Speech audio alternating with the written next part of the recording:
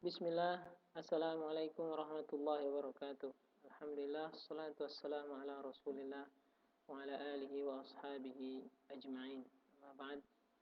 Pemirsa sekalian rahmati Allah subhanahu wa ta'ala, senang sekali bisa berjumpa dengan antum semuanya dalam pembelajaran daring. Kali ini kita melanjutkan pembelajaran di tema 3, subtema 1, dan hari ini kita memasuki pelajaran 2.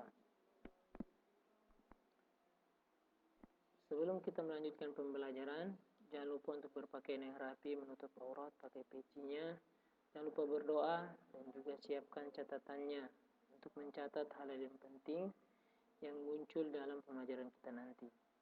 Kita buka pembelajaran kita dengan membaca doa. Allahumma inni as'aluka ilman nafi'an wa rizqan tayyiban wa amalan mutaqabbalan. Allahumma la sahla illa ma ja'altahu sahla wa anta taj'alul hazna idza syi'ta sahla. Bismillah. Subtema 1, bagaimana tubuh mengolah makanan, pelajaran 2. Bagaimana tubuh mengolah makanan, pelajaran 2. Mata pelajaran yang ada di dalam subtema 1, pelajaran 2 di tema 3 ini adalah ada pelajaran IPA, Bahasa Indonesia, dan juga SBDP. Saudara sekalian rahmat Allah Subhanahu wa taala, kemarin kita telah belajar tentang sistem pencernaan pada hewan ruminansia. Sistem pencernaan pada hewan ruminansia atau hewan memamah biak atau kategori hewan herbivora seperti sapi, kerbau, kuda, dan juga sejenisnya. Hari ini kita akan belajar tentang organ pencernaan pada manusia. Seperti yang kita pelajari kemarin, organ pencernaan pada manusia dan juga hewan, khususnya hewan ruminansia, berbeda. Kita telah menghafal semalam tentang 4 lambung daripada hewan ruminansia. Masih ingat bagaimana cara menghafalnya? Ada 4. Cara menghafalnya mudah, yakni menu, roti, oma, boma. Menu, roti, oma, boma. Menu untuk rumen, roti untuk retikulum, oma untuk omasum, dan juga boma untuk abomasum. Menu, roti, oma, boma. Cara mudah untuk menghafal 4 perut daripada hewan ruminansia, khususnya pada sapi. Hari ini kita akan belajar organ pencernaan pada manusia yang tentunya berbeda dengan organ pencernaan pada hewan ruminansia. Tapi ada beberapa kesamaan. Fungsinya sama. Pencernaan adalah untuk mencerna makanan yang masuk dalam tubuh kita. Nah, saudara sekalian rahmati Allah Subhanahu wa taala, udah sarapan semua ya? Udah sarapan semua, udah makan, udah setidaknya minum untuk pagi ini. Karena apa? Karena sarapan ataupun makanan atau minuman yang kita minum itu penting untuk energi bagi tubuh kita. Penting dan baik bagi tubuh kita, tergantung bentuk sarapan kita seperti apa. Apa yang kita minum. Jangan untuk minum air yang kotor misalnya, tidak boleh. Harus makan makanan yang bersih dan bergizi. Selain mengonsumsi makanan sehat, ya tentu minum air juga sangat penting bagi kesehatan kita. Air bening atau air putih sangat penting bagi kesehatan kita. Bahkan fungsi air yang kita minum itu bisa membersihkan kotoran ataupun racun di dalam tubuh kita. Jadi anak-anak sekalian rahmatullah subhanahu wa ta'ala, fungsi daripada makanan dan minuman ini yang mengubahnya menjadi energi bagi tubuh kita itu siapa? Mengubahnya adalah organ pencernaan manusia, organ pencernaan pada tubuh kita. Jadi anak-anak sekalian, kita sebagai manusia, yang pertama, ciri-ciri kita adalah kita butuh makan. Salah satu ciri manusia, selain suka ngomong, suka main, suka gangguin teman, suka segalanya, ciri salah satu cirinya adalah manusia itu butuh makanan. Untuk apa dia butuh makanan? Ya, untuk sumber energinya. Untuk supaya dia kuat ketika berolahraga, kemudian atau dia mau beraktivitas mudah. Karena kalau dia tidak ada makanan, maka dia akan sulit untuk bergerak karena sumber energinya tidak ada. Kemudian juga Manusia butuh makan untuk menyusun sel dan jaringan dalam tubuhnya. Bagaimana darahnya bisa lancar kalau dia tidak pernah minum air? Bagaimana lambungnya akan sehat kalau dia tidak pernah memasukkan makanan dalam tubuhnya? Jadi semua yang kita konsumsi penting untuk sumber energi dan juga untuk menyusun sel dan jaringan-jaringan dalam tubuh kita. Maka kalau kita tidak makan, darah pun akan akan sedikit bekerjanya, maka akan bisa darah akan berkurang kinerjanya dalam tubuh kita, atau cara bekerja darah ataupun waktu bekerja darah itu akan berkurang dalam tubuh kita, sehingga tubuh kita akan melemah, karena salah satu fungsi darah adalah untuk mengantar nutrisi yang ada dalam makanan ke seluruh tubuh, ke seluruh jaringan-jaringan yang ada dalam tubuh kita. Kalau kita tidak pernah makan, maka mungkin peredaran darah kita pun akan bekerja kurang maksimal, karena dia tidak ada mengantar makanan, dia hanya mengantar oksigen ke seluruh tubuh. Makanan tidak pernah diantar untuk menyusun atau diantar ke sel-sel dan juga jaringan-jaringan dalam tubuh. Maka ini sangat penting. Kita butuh makanan untuk apa? Untuk sumber energi, untuk menyusun sel dan jaringan, dan yang terakhir adalah untuk nutrisi. Untuk nutrisi bagi tubuh kita. Tubuh kita butuh mineral, tubuh kita butuh protein, tubuh kita butuh kalsium. Ini kita dapat dari mana? Dari makanan dan juga minuman. Hal-hal seperti itu tidak kita dapat daripada olahraga, tidak kita dapat dari beraktivitas. Tapi kita dapat daripada makanan, nutrisi-nutrisi tersebut. Mineral, lemak yang baik untuk tubuh kita, bakteri yang baik. Kita dapat dari mana? Dari makanan, protein, kalsium, kemudian vitamin. Ini hal-hal yang bisa kita dapat ketika kita makan. Kalau kita tidak mendapatkan itu, maka asupan nutrisi kita akan sedikit, badan kita akan habis, kurus, seperti orang bergizi buruk misalnya. Coba kita lihat di daerah-daerah yang mungkin naudzubillah terkena bencana qadarullah, mereka terkena bencana. Kalau kita lihat ke sana, orang-orangnya banyak yang terkena penyakit gizi buruk. Karena apa? Nutrisi mereka tidak terpenuhi. Maka kita yang berada di negeri yang aman ini, kita bersyukur kepada Allah Subhanahu wa taala. Karena negeri kita aman, kita masih juga menikmati makanan-makanan yang sehat. Kemudian Ustaz sekalian rahmati Allah Subhanahu wa taala. Nah, berkaitan dengan itu, apa saja sih bagian daripada sistem pencernaan kita? Apakah sama seperti hewan-hewan ruminansia atau ada sedikit perbedaan? Jadi, ini dia organ-organ utama daripada sistem pencernaan kita. Ustaz bilang organ utama. Selain itu sebenarnya masih ada lagi organ-organ seperti darah, ada pankreas, kemudian ada ginjal, kemudian ada kantong empedu, yang itu semua juga masuk bagian daripada sistem pencernaan. Tapi yang utama itu ada 6, yakni ada mulut, kemudian ada kerongkongan. Ini kerongkongan, ini tenggorokan, beda ya. Bedakan antara tenggorokan dan juga kerongkongan. Kalau tenggorokan itu dia masuk organ pernapasan. Kalau kerongkongan masuk dalam organ pencernaan. Kemudian ada lambung. Lambung kita 1 ya. Tidak seperti lambung sapi, ada 4. Kemudian ada usus halus. Ini usus halus. Kemudian ada usus besar. Usus besar. Ini sampai ke paling terakhir ya, ini ada anus. Ada apa? Anus. Dan di dekat anus ini ada organ pencernaan yang diberi nama rektum, sebelum anus, dari usus besar ke anus. Jadi ini 6 organ pencernaan umum pada manusia, yang utama pada manusia, yakni ada mulut, kerongkongan, lambung, usus halus, usus besar, dan juga ada anus. Nah, Ustaz sekalian rahmati Allah Subhanahu wa taala. Nah, tanpa kita sadari ya Ustaz, seluruh organ sistem pencernaan maupun sistem pernapasan kita itu, dia bisa bekerja tanpa kita perintah.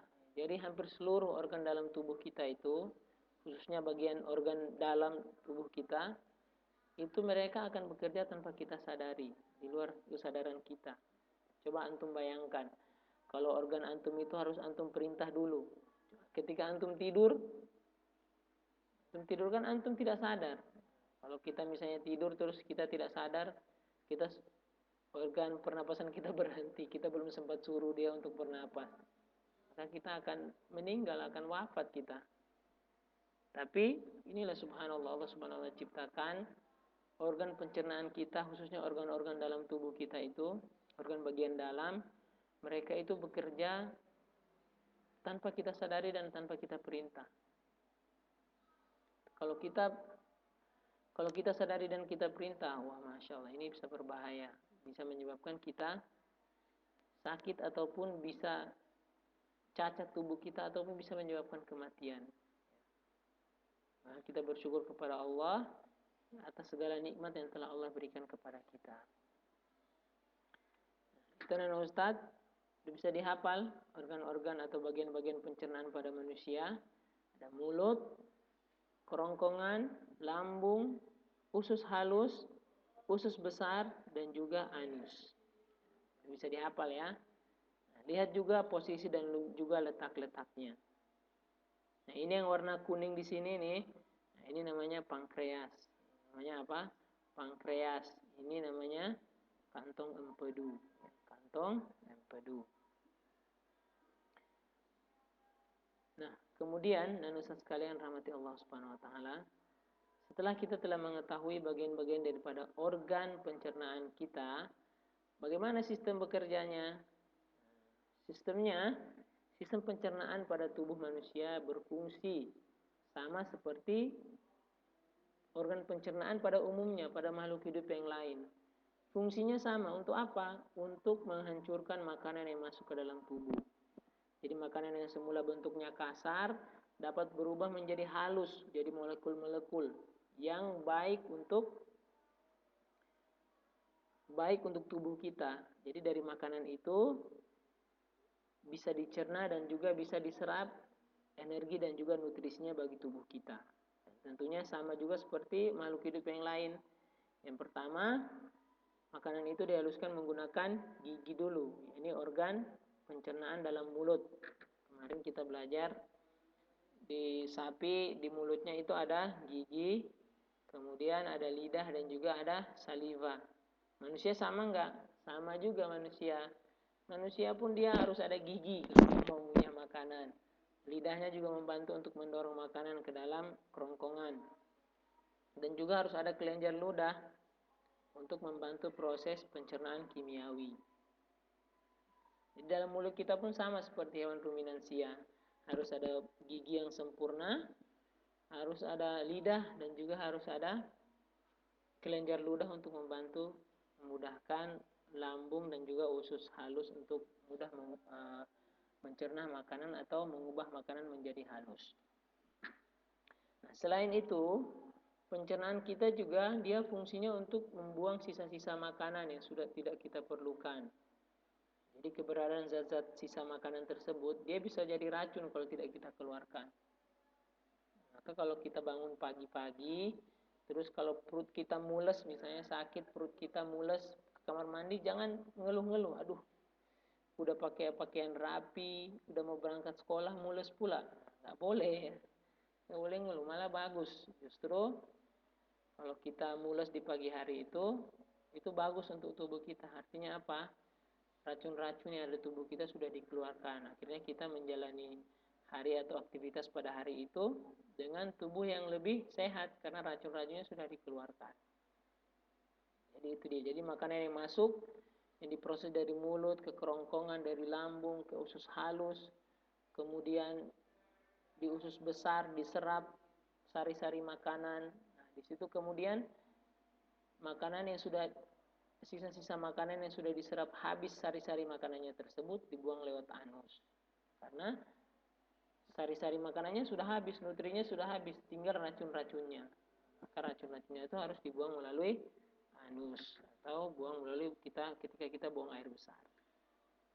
Nah, kemudian Ustaz sekalian rahmati Allah Subhanahu wa taala, bagaimana proses pencernaan makanan pada manusia secara umum. Kita belajar secara umum dulu, dari yang mudah dulu, supaya nanti kita akan belajar lebih detail lagi tentang organ pencernaan manusia. Nah, secara umum Ustaz sekalian, proses pencernaan makanan pada tubuh kita. Yang pertama tentunya kita memasukkan makanan ke dalam mulut. Proses masukkan makanan ke dalam mulut. Mungkin ada nggak orang memasukkan makanan tidak melalui mulut? Ada. Ketika orang itu sakit, jadi dia nutrisi makanannya dikirim lewat infus. Atau ada orang yang nutrisi makanannya dikirim lewat hidung menggunakan selang. Tapi pada umumnya manusia itu makan paling bagus menggunakan mulut. Menggunakan mulut paling bagus karena di situ proses pencernaan awal dimulai. Proses penghancuran makanan menjadi halus itu dimulai dari dalam mulut. Kemudian proses mengunyah menggunakan gigi dan juga lidah dan juga kelenjar ludah. Proses mengunyah makanan menggunakan gigi, lidah dan juga kelenjar ludah. Setelah itu proses menelan makanan. Proses menelan makanan masuk ke kerongkongan. Nah, ketika kita menelan makanan, maka katup di tenggorokan, antara tenggorokan dan kerongkongan itu akan menutup sehingga makanan itu tidak masuk dalam tenggorokan kita. Subhanallah. Jadi ketika makanan sudah masuk dalam leher kita, bagian dalam leher kita, maka katup di bagian tenggorokan itu dia akan menutup. Jadi makanan itu akan langsung masuk melalui kerongkongan, kemudian langsung menuju ke lambung. Langsung menuju ke lambung. Nah, lambung kita ini sama seperti abomasum di dalam hewan ruminansia, sistem pencernaan hewan ruminansia, yakni kita memiliki lambung yang memiliki zat asam yang membantu untuk mencerna, mudah untuk menghancurkan makanan. Jadi proses pemecahan makanan dari zat-zat yang kompleks, maksudnya yang tadi bentuknya misalnya ikan bentuknya masih kasar-kasar, ini dalam lambung ini dirubah menjadi molekul-molekul yang lebih sederhana, lebih halus, lebih mudah untuk dicerna di dalam usus halus nanti. Jadi dibantu oleh asam lambung. Jadi asam lambung ini sebenarnya baik. Kalau orang terkena penyakit asam lambung misalnya, itu karena apa? Karena dia tidak teratur dalam menjaga makanannya. Jadi dalam lambung dari kerongkongan turun ke lambung, kemudian terjadi proses pemecahan makanan dari yang tadi bentuknya kasar, bentuknya mungkin masih keras, dirubah menjadi molekul-molekul yang lebih halus dan lebih sederhana dengan bantuan enzim atau zat asam yang ada dalam lambung. Kemudian berikutnya proses penyerapan sari-sari makanan yang terjadi di usus halus dan usus besar. Dari sini di usus halus dan usus besar ini makanan kemudian mulai dari situ makanan itu berfungsi nggak untuk tubuh kita, mulai disaring makanannya, proteinnya diambil, mineralnya diambil, kalsiumnya diambil, mulai dari situ vitaminnya ada nggak. Kalau sari-sari makanannya sudah diserap oleh usus halus, maka dari situ mulai fungsi darah mulai bekerja, dia mulai mengantarkan protein, mengantarkan kalsium, mengantarkan vitamin, mengantarkan lemak-lemak yang baik, mulai dia sebar ke seluruh tubuh kita. Jadi fungsi darah itu bukan hanya mengantarkan oksigen, tapi dia fungsinya juga mengantarkan sari-sari makanan yang sudah diproses dalam usus halus dan juga usus besar. Nah, kemudian di usus halus dan usus besar juga makanan-makanan yang sudah disaring, sisa-sisa makanannya yang sudah habis nutrisinya, artinya berarti tinggal racunnya. Nah, racun-racun inilah yang dikeluarkan yang tidak diperlukan tubuh kita. Tidak mungkin tubuh kita perlu racun. Tubuh kita itu dia perlu sari-sari makanan yang bagus, perlu nutrisi. Karena racun-racunnya harus dikeluarkan melalui usus besar sampai ke anus ataupun organ terakhir daripada sistem pencernaan kita. Demikian bisa dipahami ya, Ustaz sekalian, dari mulut Mulai mengunyah, masuk ke kerongkongan, ditelan ke kerongkongan, masuk ke lambung, dirubah dari yang masih kasar-kasar itu dirubah menjadi halus dengan asam lambung, bantuan enzim asam lambung. Kemudian masuk ke usus halus dan usus besar, diserap, diambil yang bagus-bagusnya. Kemudian melalui usus besar sampai ke anus dibuang yang racun-racunnya. Nah, nanusa sekalian rahmati Allah Subhanahu wa taala. Kalau kosong seperti ini antum bisa nggak? Masih bisa dihafal nggak organ pencernaan pada manusia? Coba antum tunjuk. Saya kasih tanda panah. Ini yang pertama. Ini organ pencernaan yang pertama, yakni mulut. Kemudian setelah mulut, makanan ditelan kemana? Ditelan ke tenggorokan atau kerongkongan? Ke tenggorokan.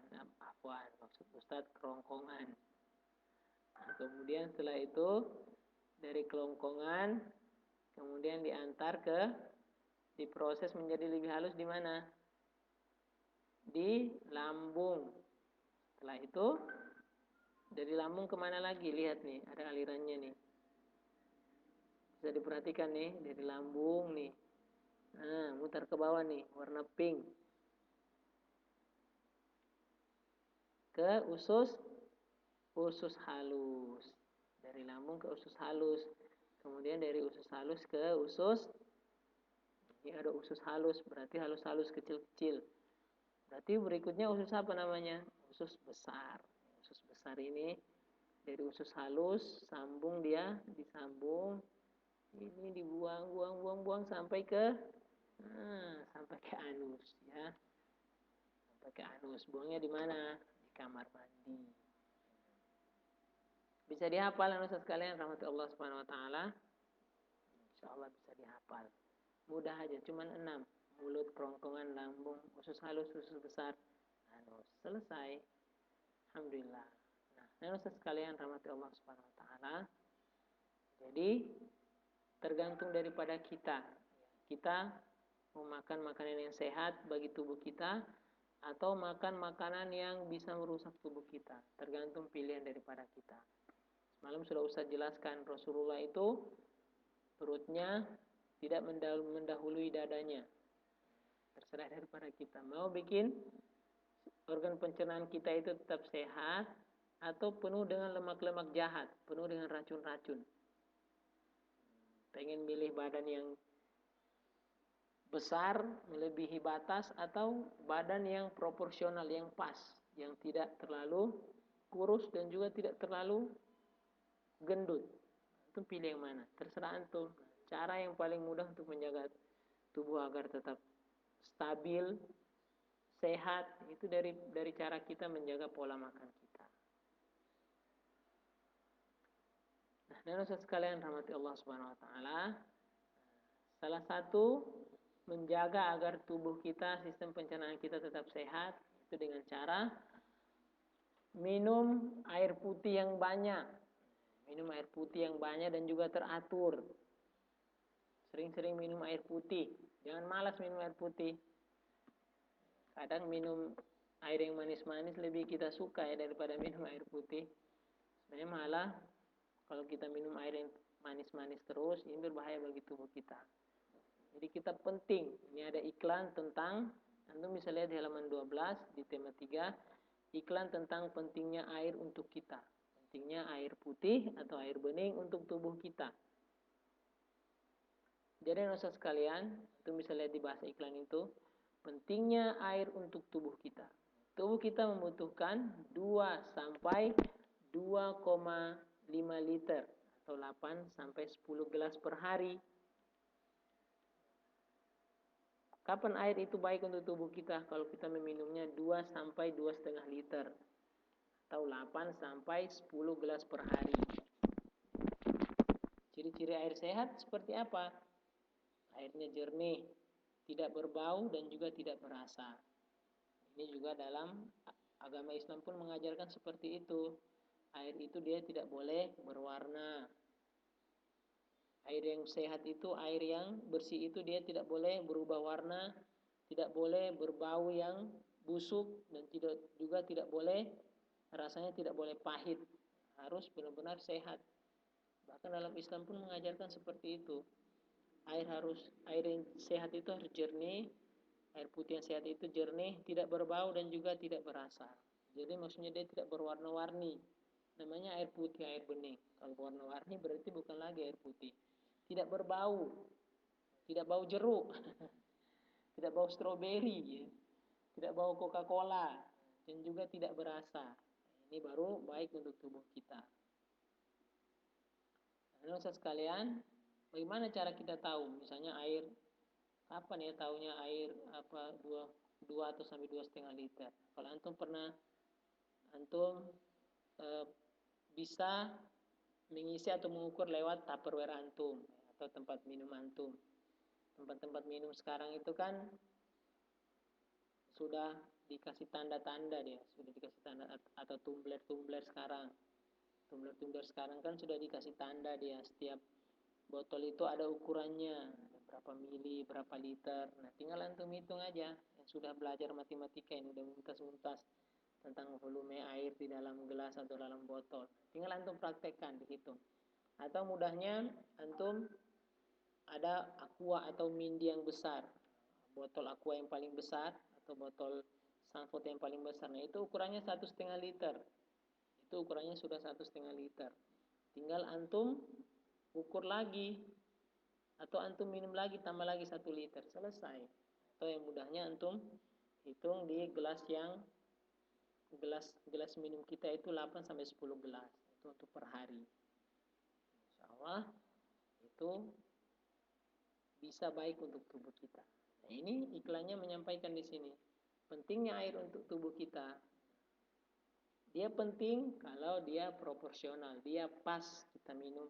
Kalau kita minum cuman pentingnya air, oke, pagi minum, nanti mau habis makan minum, habis makan malam lagi minum, mau tidur minum, udah. Berarti baru 4 gelas. Enggak pas. Harus benar-benar supaya racun-racun dalam tubuh kita itu bisa dikeluarkan dengan mudah. Nah, dan Ustaz sekalian rahmati Allah Subhanahu wa taala, apa pendapat antum tentang iklan yang ada di gambar ini? Apakah sudah memenuhi unsur-unsur iklan? Apakah sudah bisa mengajak kita untuk hidup sehat? Nah, dan Ustaz sekalian rahmati Allah Subhanahu wa taala, kita akan bahas tentang bahasa iklan, bahasa yang dipakai dalam iklan. Jadi Ustaz sekalian rahmati Allah Subhanahu wa taala, iklan itu dia memiliki fungsi untuk mempromosikan sesuatu, untuk mengenalkan sesuatu. Promosi itu maksudnya untuk mengenalkan. Jadi dalam iklan itu dia fungsinya harus mengenalkan sesuatu. Kita lihat di iklan tadi, sudah sesuai nggak dengan iklan atau sesuai nggak dengan fungsi iklan? Dia sudah mengenalkan cara minum air, cara mengkonsumsi air yang baik. Berarti sudah masuk dia fungsi yang pertama, mempromosikan sesuatu. Dalam iklan ada kata kunci nggak? Harus terdapat kata kunci. Ada nggak kata kunci di iklan yang kita ada di samping kanan tersebut? Kata kuncinya apa? Air penting untuk tubuh kita. Atau ciri-ciri air sehat. Ada tanda-tandanya, ada kunci-kuncinya. Kata kuncinya ada di situ. Pentingnya air untuk tubuh kita. Artinya air putih itu penting untuk tubuh kita. Kemudian kalimatnya harus menarik dan mudah dipahami. Kalimatnya harus menarik dan mudah dipahami. Ini kalimatnya menarik nggak? Ada gambarnya, ada seorang anak muda sedang menaikkan jempolnya, kemudian sedang minum air, sedang memegang air, tapi nggak bagus dia memegang airnya pakai tangan kiri pula ya. Tapi kalimatnya menarik, pentingnya air untuk tubuh kita, tidak panjang-panjang, singkat, mudah dipahami. Kemudian gambarnya juga menarik. Gambarnya juga menarik. Gambar ini adalah Ustaz sekalian, hal yang paling penting di dalam iklan. Hal yang sangat penting dalam iklan. Orang bisa memahami iklan tersebut dengan hanya melihat gambar. Misalnya antum coba lihat, tidak ada tulisan di sampingnya misalnya, cuman ada gambar, antum bisa paham nggak? Sebenarnya antum paham ini ada seorang meminum air putih, tidak disampaikan lewat kata-kata yang panjang pun kita bisa paham. Tidak harus seorang anak bernama Andi memakai baju kuning, memakai kasut berwarna hitam, kaos kakinya berwarna putih, dia sedang memegang botol atau gelas berwarna biru, siap untuk minum air dengan mengangkat jempolnya. Enggak seperti itu, kepanjangan. Harus singkat dan mudah dipahami. Dan kalimatnya harus persuasif. Apa itu persuasif? Kalimatnya harus bisa mengajak orang. Kalimatnya harus bisa mengajak orang. Harus bisa menarik perhatian orang. Dan juga kalimat tersebut bertujuan untuk menarik minat pembaca dan minat pembaca dan juga maksud yang ingin disampaikan dalam suatu iklan. Kalimatnya itu harus bisa menarik minat pembaca dan juga maksud yang ingin disampaikan dalam iklan. Kira-kira terpenuhi enggak? Insya Allah terpenuhi. Kalimatnya singkat dan padat, bisa mengajak kita untuk hidup sehat dengan cara minum air putih, gambarnya juga menarik, dan juga pesan yang ingin disampaikan dalam iklan ini tersampaikan kepada kita. Nah, dan Ustaz sekalian rahmati Allah Subhanahu wa taala, yang terakhir adalah apakah antum semua masih ingat tentang tangga nada yang terbagi atas tangga nada mayor dan tangga nada minor? Apakah kalian masih ingat tentang tangga nada mayor dan juga tangga nada minor? Insyaallah Ustaz yakin pasti masih ingat semuanya. Ustaz harapkan seperti itu ya, pasti ingat semuanya. Alhamdulillah. Tangga nada masih ingat ya, mudah untuk mengingatnya. Tangga nada mayor berarti lawannya tangga nada minor. Kalau tangga nada mayor bersifat riang gembira, berarti tangga nada minor lagunya bersifat sedih. Kalau tangga nada mayor terdengar semangat, berarti tangga nada minor terdengar kurang bersemangat. Tangga nada mayor umumnya diawali dan diakhiri dengan nada do. Tangga nada minor umumnya diawali dan diakhiri dengan nada la. Bisa dibedakan, mudah dibedakan. Yang satu gembira, yang satu sedih. Yang satu semangat, yang satu kurang semangat nadanya. Yang satu diawali dan diakhiri do, yang satu diawali dan diakhiri dengan tangga nada la. Masya Allah. Ini tentang tangga nada. Alhamdulillah kita telah belajar cukup banyak tentang pembelajaran pada hari ini tentang organ pernapasan, kemudian tentang bahasa iklan, makanan yang sehat untuk tubuh kita, minuman yang sehat untuk tubuh kita. Kita juga telah belajar tentang perbedaan tangga nada mayor dan juga tangga nada minor. Dan Ustaz sekalian rahmati Allah Subhanahu wa taala, it's time for quiz. Tugas ya. For assignment. Tugas hari ini dan Ustaz, yakni tugasnya adalah SPDP dan juga IPA. Wow, dua, Masya Allah. Tapi digabung jadi satu. Nah, tugas antum adalah buatlah organ pencernaan dari sapi beserta fungsinya masing-masing. Antum jelaskan. Jadi antum bikin gambarnya, kemudian jelaskan fungsi daripada organ itu. Misalnya mulut. Terjadi proses apa di situ? Kemudian di rumen, di menu, rumen. Ada apa di situ di rumen? Kemudian di roti, retikulum. Ada apa di retikulum? Kemudian di omasum. Ada apa di omasum? Kemudian di bomasum, abomasum. Ada apa di abomasum? Nah, antum bikin gambarnya, kemudian bikin secara singkat fungsinya di samping daripada setiap organ tersebut. Menggunakan teknik pewarnaan kering. Oke? Buatlah gambar organ pencernaan sapi beserta fungsinya masing-masing dengan menggunakan teknik pewarnaan kering. Demikian Ustaz. Kalau masih bingung atau masih belum tersampaikan apa yang Ustaz sampaikan tadi, maka antum boleh tanya di grup WhatsApp via Japri atau bisa bertanya di grup. Barakallahu fikum. Terima kasih untuk kehadiran antum. Kita tutup dengan doa kafaratul majlis. Subhanakallahumma wa bihamdika asyhadu an la ilaha illa anta astaghfiruka wa atubu ilaik. Assalamualaikum warahmatullahi wabarakatuh.